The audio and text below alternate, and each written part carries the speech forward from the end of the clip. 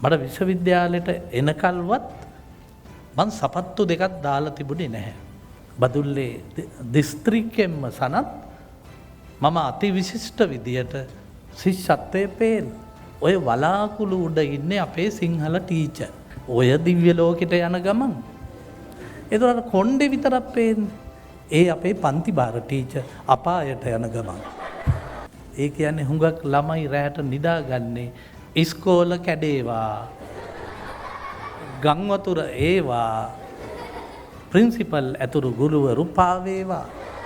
අපි දක්ෂ ලෙස අගය කරන්න ඕන විභාග පාස් වෙන දරුවාම නෙවෙයි. සියලු දෙනාගෙම අවසර වයිටලීප් පාසල පිළිබඳ බීජ මුලින්ම ඇති වුණේ නාලකයි මමයි දැනට අවුරුදු 15කට 16කට කලින් නාලක වැඩ කළා ගුවන්විදුලි ආයතනයක හඬ. එහිදී නාලක මට යෝජනා කළා මොකක් හරි ළමයින්ට ගැලපෙන නාට්‍යයක් අපි හඬ මගින් නිර්මාණය කරමු. ඒ සඳහා තෝරගත්තේ අපි මේ වයිටලී පාසල සහිත දඟමල්ල ළමා කතාව. මම පේරාදෙණියේ ඉඳගෙන ඒකට හඬ කවන විට දුරකථනෙන් නාලක වයිටලී පාසලේ ශබ්ද සියල්ල පටිගත කරලා තාක්ෂණයේ අද තරම් ලංකාවේ දියුණු නැති සමයක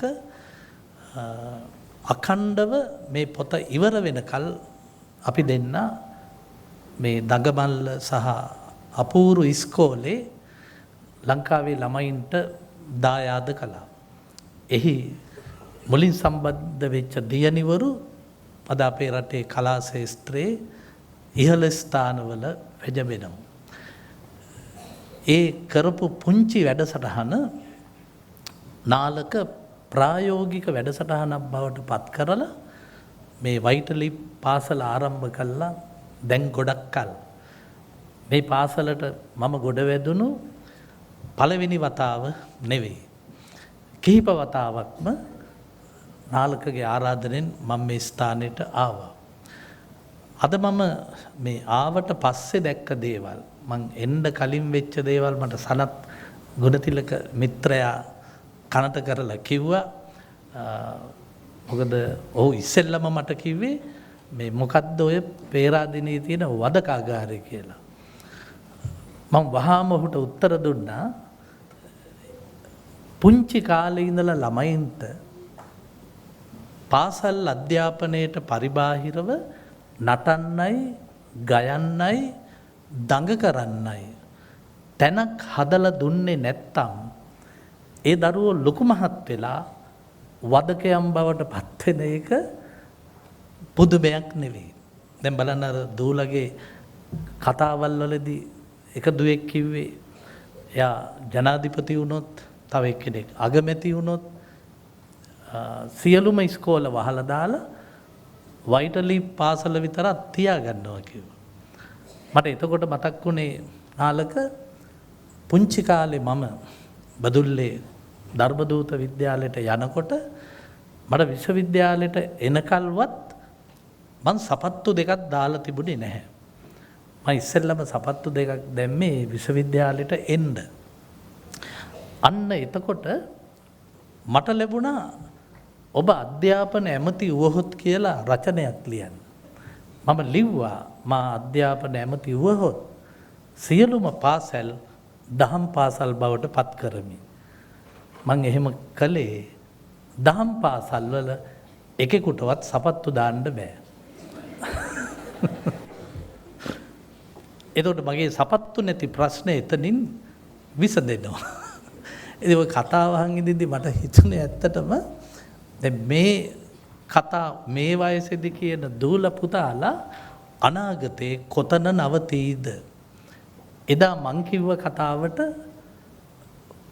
පන්ති කාමරේ ගුරුතුමාගෙන් අත්පොලසන් ලැබුණා, ළමයින්ගෙන් සිනහව ලැබුණා. ඒ කතිකත්වය තමයි මම දිගින් දිගට දියුණු කරගත්තේ. වයිටලි පාසල කියලා එකක් මටත් තිබුණා නම් මම ඒ පාසලට බැඳිලා මේ හැකියාවන් තව දියුණු කරගන්න තිබුණා. මේ දෙමව්පියන් ගැන මට ආඩම්බරයි. මොකද ඔබ ඒ දරුවන්ට අර ශිෂ්‍යත්වය වගේ පීඩනාත්මක අධ්‍යාපනයෙන් පරිබාහිරව මොකද හැම දරුවෙක්ම දැනගන්න ශිෂ්‍යත්වයේ ජීවිතයේ අග්‍රඵලය නෙවෙයි. මොකද මාත් හැබැයි ඔය ශිෂ්‍යත්වයට ලිව්වා. බදුල්ලේ දිස්ත්‍රික්කෙම්ම සනත් මම අතිවිශිෂ්ට විදියට ශිෂ්‍යත්වයේ පේන. ඉතින් ඒ ආඩම්බරෙත් මට තාම තියෙනවා. ඒ නිසා අපේ දක්ෂතා අපි කැලෑවල හිටියත් අපි දක්ෂ නම් ඒ දක්ෂය උස්සගෙන ඇවිල්ලා නගරය මැද්දේ තියෙනවා. අපි අදක්ෂයෝ නම් අපි නගර මැද්දේ හිටියත් අපි ඉබේම කැලෑවලට තල්ලු වෙනවා. ඉතින් මේ දරුවන්ගේ මමත් දක්ෂතා මනින්නේ නාලක වගේම වයිටලි පාසල වගේම ඔවුන්ගේ විභාගවල ලකුණු මට්ටම් වලින් නෙමෙයි. මේ ළඟදි මම ඇඹිලිපිටියට ගියාම අබය ජයකොඩි කියලා මහත්තයෙක් එයාගේ දුව ඇඳපු චිත්‍රයක් මට දුන්නා. ඒ චිත්‍රේ වම් පැත්තේ තිබුණා වලාකුළු ගොඩක්. ඒකේ හිටගෙන හිටිය කාන්තාවක් බෑග් එකකුත් තිබුණා කරේ කුඩේකුත් තිබුණා අතේ. පහළ කෙළවරේ තිබුණ කොණ්ඩේ විතරක් තියෙන කාන්තාවක්. පහළ කෑල්ල නැහැ. තාත්තා අහලා මේ වලාකුළු උඩ ඉන්නේ කවුද? එතකොට දරුවා කියලා ඔය වලාකුළු උඩ ඉන්නේ අපේ සිංහල ටීචර්. ටීචර් මොකද ඔතන කරන්නේ? ඔය දිව්‍ය ලෝකෙට යන ගමන්. ඒතකොට කොණ්ඩේ විතරක් පේන්නේ. ඒ අපේ පන්ති බාර ටීචර් අපායට යන ගමන්. මොකද අර සිංහල ටීචර් කරුණාවන්තයි.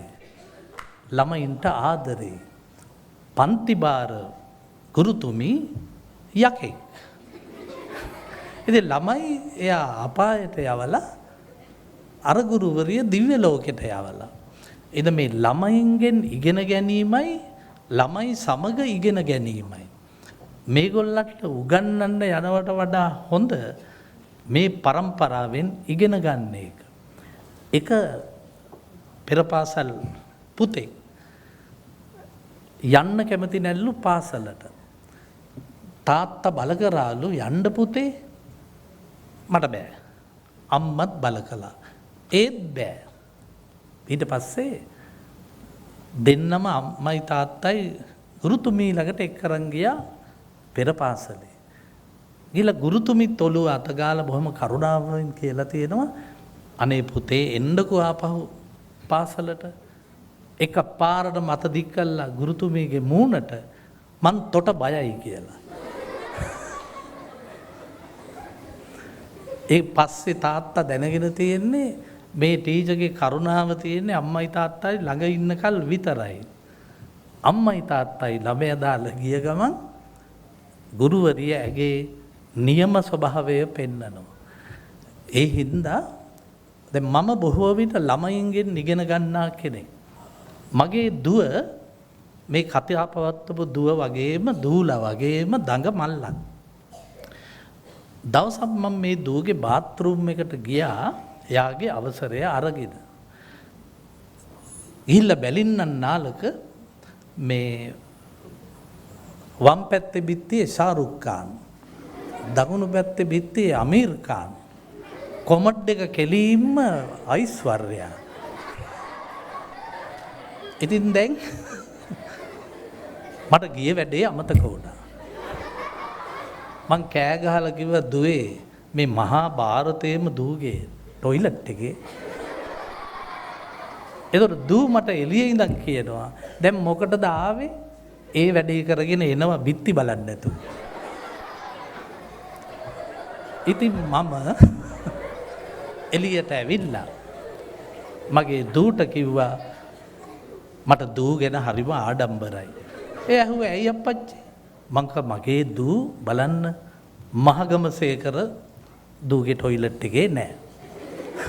එදිරිවීර සරච්චන්ද්‍ර නෑ. අමරදේව සූරීන් නෑ. මගේ දුව සුදුසු තැන තියෙන දුවේ.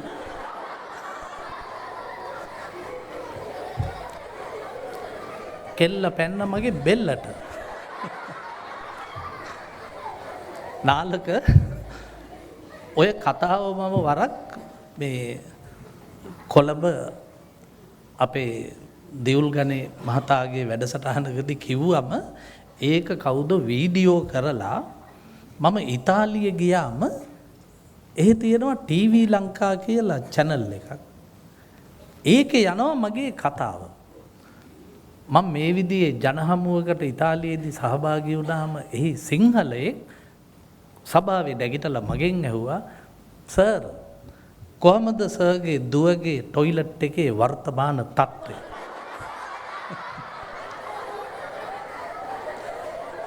මම ඉතින් කිසි දෙයක් නොකිය ලංකාවට ඇවිල්ලා මගේ දූට කිව්ව දුව ඔයාගේ ටොයිලට් එකට ජාත්‍යන්තර කීර්තියක් ලැබිලා.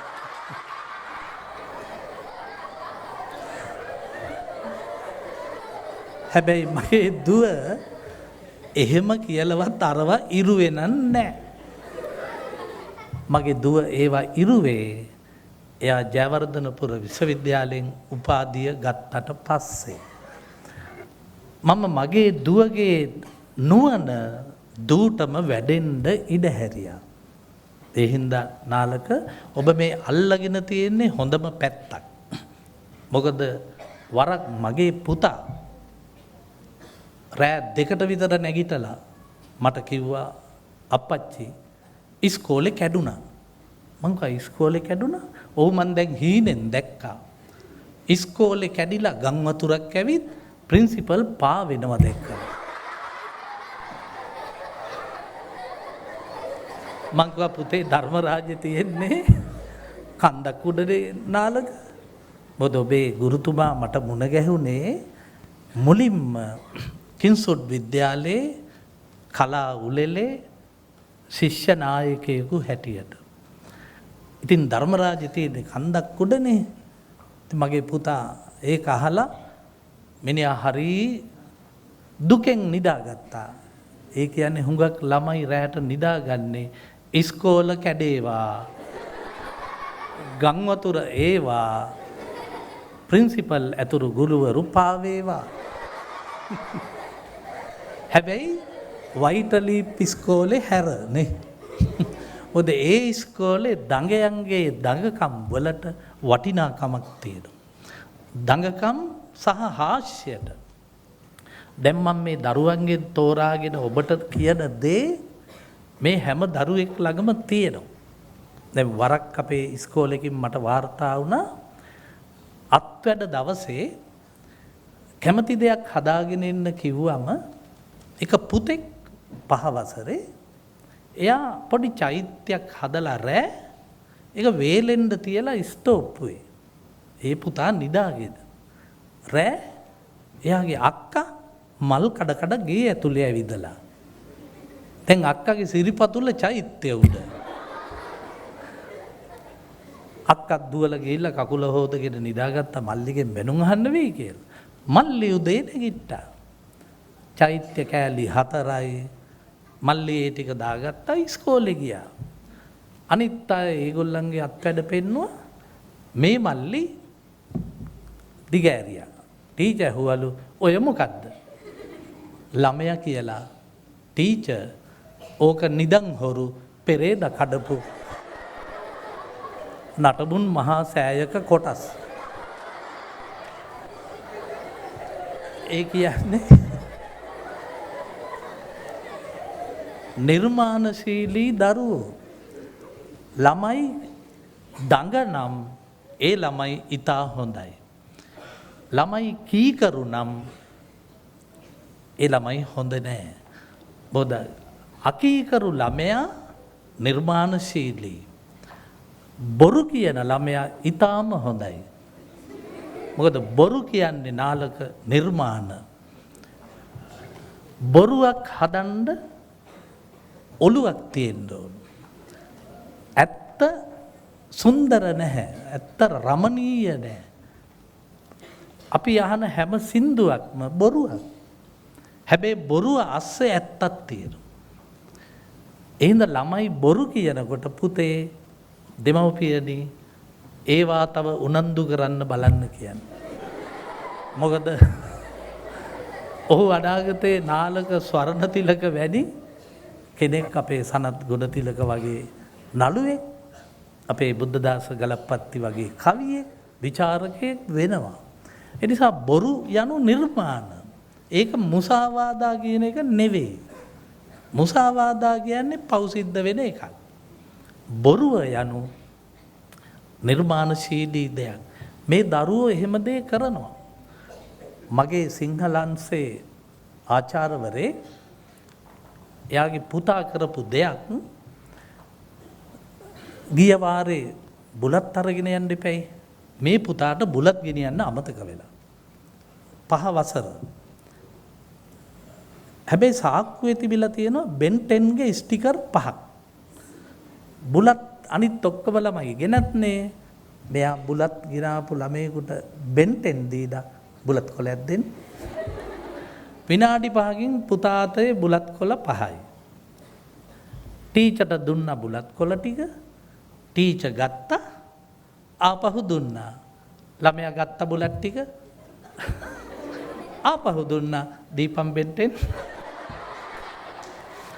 විනාඩි 5කින් Ben 10 ආපහු පුතා ළඟ. මම මේ ළමයින්ගේ දේවල් එකතු කරනවා. මොකද ඒ ළමයි නිර්මාණශීලී දරුවෝ. අපි දක්ෂ ලෙස අගය කරන්න ඕන විභාග පාස් වෙන දරුවාම නෙවෙයි. විභාග පාස් වෙන දරුවෝ ශ්‍රේෂ්ඨ නම් ළමයෙක් තව ළමයෙකුට නවක වදේ දෙන්නේ නැහැ.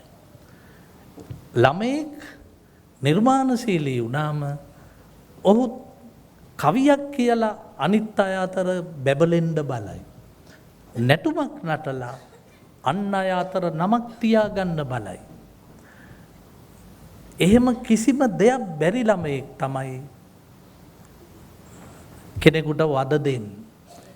ඒ හින්දා රට පුරා වයිටලිප් පාසල් බිහි කරගන්න නාලකට ලැබුණොත් මේක කොළඹ ශාඛාව විදියට තියාගෙන නවක වදේ නැති කරන්න නීති වලින් බෑ. කරන්න තියෙන එකම දේ බිඳ වැටුණු පවුල් වල අම්මා වෙන් වෙච්ච තාත්තා වෙන් වෙච්ච පවුල් වල දරුවෝ තමයි නවක වදේ මුලට මට මතකයි අපේ සනත් ගුණතිලක මැතිතුමනි මට නවක වදේ දුන්නේ වලස් මුල්ල පැත්තේ ජේෂ්ඨේ. මම විශ්වවිද්‍යාලයෙන් ගෙදර ගිහිල්ලා මාස 3ක් යන්න කලින් මට ආරංචි වුණා ඒ ජේෂ්ඨයා මිනිමැරුමක් කරලා එල්ලා මරා දමපු බව. එනිසා ළමයින්ගේ හිත්වලට සිනාසිසි ඉගෙන ගන්න කතන්දර ඔස්සේ ලෝකයේ දියුණුම ක්‍රමවේදය තමයි ළමයින්ගේ දේ අගය කරමින් ළමයි තුල නිර්මාණශීලීත්වය ඇති කිරීම. දඩබ්බර ළමයි හෙලා නොදැකීම. මොකද දඩබ්බර ළමයාස්සේ නිර්මාණශීලී පුද්ගලයෙක් ඉන්නේ. දැන් ඔය මහින්ද රාජපක්ෂ පොඩි කාලේ මහින්ද බබානේ. ඉතින් මහින්ද බබා දවසක් මේ අඹ ගෙඩියක් පිහියකින් කප කකා ඉඳලා. එතෙන්ට ඇවිල්ලා ලංකාවේ අගමැති ජෝන් කොතලාවල. එයා මහින්ද බබාට කියලා "ඒ කොල්ලා ඔය පිහිය විසි කරලා ඔක ලෙව කප්පන්. අඹ ගන්න එහෙමයි." ඔය ජෝන් කතා කළේ එහෙමයි. මහින්ද බබා විසි කළා පිහිය අඹ ගෙඩිය ලෙව කෑවා. ඇටේ දක්වා ලෙව කාලා කෙලලා ඇරලා ඇටේ ජෝන්ගේ හොම්බට.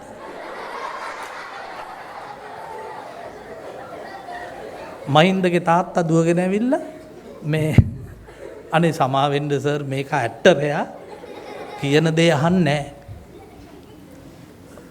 එතුමාට තාත්තා ගහලා නැහැ. කවුරු මොනවා කිව්වත් අපේ රටේ සාමය ඇති කළේ ඔහු. ඔහු ඒකට පන්නරය ලැබුවේ පොඩි කාලෙත් ඔහු කවුරුත් කියන දේ ඇහුවේ නැති ඇට්ටරේ. නැත්තම් ලෝකෙම කියන දේ අහහා යුද්ධ කරන්න ගියා නම් තාම ඒ යුද්ධයේ මැද්දේ අපි ඉන්නේ. ඔහුගේ වෙන දේශපාලන වැරදි තියෙන්න ඇති. ඒකනේ ඔහු පරදින්න ඇත්තේ. ජනාධිපතිතුමා මේ පුතාලට දවසක හම්බුනොත් හිටපු ජනාධිපතිතුමා අහන්න ওই කතාව අත්තනායක මාමා කිව්වා ඇත්තද කියලා. මොකද ඔහු මට මාසෙකට 3-4 වාරක් කතා කරලා කියනවා ඔබ අතනදිත් ඒ කතාව කිව්වා නේද? එයා කියනවා මැද මුලන ගේට්ටුවට ඇතුළු වෙනකොටම මට මතක් වෙන්නේ ඔබතුමා. ඒ අර අඹ කතාව. එඳ පුතේ දඩබ්බරකම් දැන් අපේ සිද්ධාර්ථ කුමාරයා කියන දේ අහපු ළමෙක් නෙවෙයිනේ. තාත්තා කිව්වා කොහෙටවත් යන්න එපා කියලා. යසෝදරත් කිව්වා. ඇහුවේ නෑ සිද්ධාර්ථ. ඒක රැක මහබිනිස්ක්‍රමණය කළා. කල්ලා බුදු වුණා.